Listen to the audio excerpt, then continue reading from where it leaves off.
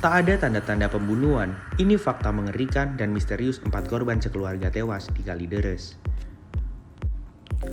Kasus tewasnya sekeluarga di Kalideres, Jakarta Barat benar-benar menyita perhatian publik.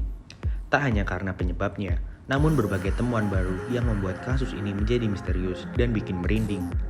Terbaru, Direktur Kriminal Umum Polda Metro Jaya, Kombes Hengki Haryadi, pada Senin 21 November kemarin baru saja mengekspos perkembangan terbaru terkait tewasnya 4 orang sekeluarga di Kalideres. Dalam ekspos itu, polisi menyatakan tak ada tanda-tanda pembunuhan, bahkan tak ada juga tanda ada barang yang dicuri, di mana belakangan diketahui harta milik korban itu dijual. Dalam ekspos itu terungkap sejumlah fakta baru. Apa saja itu? Berikut rangkumannya. 1 korban tewas sejak Mei 2022.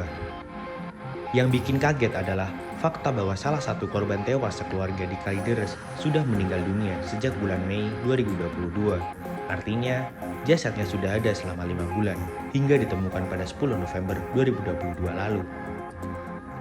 Jasad itu diketahui adalah Reni Margareta, 68 tahun, ibu dari sekeluarga yang tewas di Kalideres.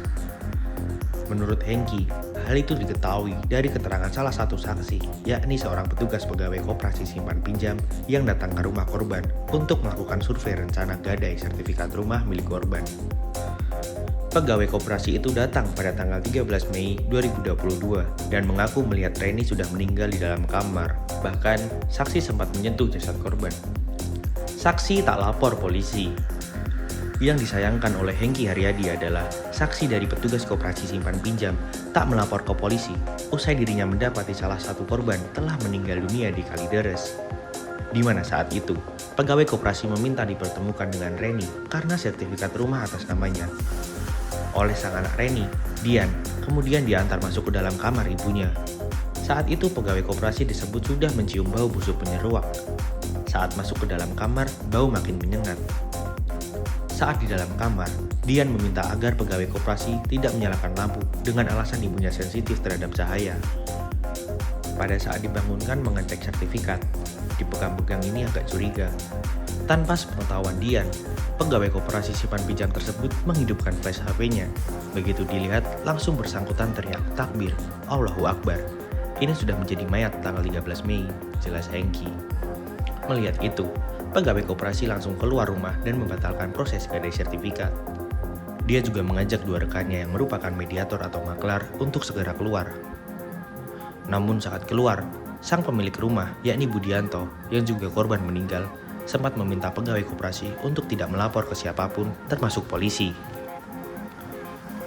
Dan ternyata memang tidak dilaporkan, kata Hengki.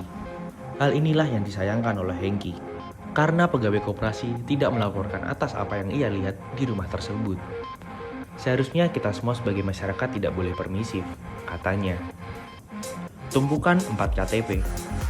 Polisi juga menemukan 4 KTP yang tersusun rapi di rumah tempat 4 jenazah ditemukan di Kalideres, atas nama orang per orang, 4 korban, ungkap Hengki. Namun atas temuan KTP itu, Hengki enggan langsung menyimpulkan.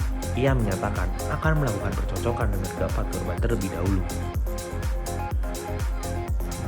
Anak kasih minum susu ibu meski sudah jadi mayat. Fakta aneh lain yang diungkap Hengki adalah perilaku Dian, 42 tahun, yang merupakan anak yang ikut tewas di Kalideres disebut aneh. Anehnya, sebelum meninggal dunia, Dian tampak sering bengong dan menangisi ibunya yang sudah meninggal dunia lebih dahulu. Lagi-lagi, Hengki mengungkap kesaksian dari petugas koperasi simpan pinjam saat datang ke rumah keluarga tewas di Kalideres itu. Itu tadi kalau disampaikan pihak saksi melihat seperti banyak bengong. Kemudian menangis dan menganggap ibunya masih hidup. Tiap hari dikasih minum susu, dimandikan, ungkap Hengki. Hanya saja, Hengki masih belum bisa menyimpulkan terkait perilaku aneh Dian. Ia mengatakan tim ahli psikologi forensik yang bakal mendalami fakta itu. Jasad alami mumifikasi. Fakta lain yang dibeberkan Hengki adalah tim ahli forensik masih menyelidiki 2 jenazah, yakni Rudianto Gunawan dan Reni Margareta. Menurut dia, tim ahli menemui kendala saat meneliti 2 jasad itu. Sebabnya, kedua jasad itu disebut sudah mengalami proses mumifikasi. Kesulitannya cukup tinggi karena sudah terjadi mumifikasi sekian lama. Yang jawab tim ahli nantinya, ujar Hengki.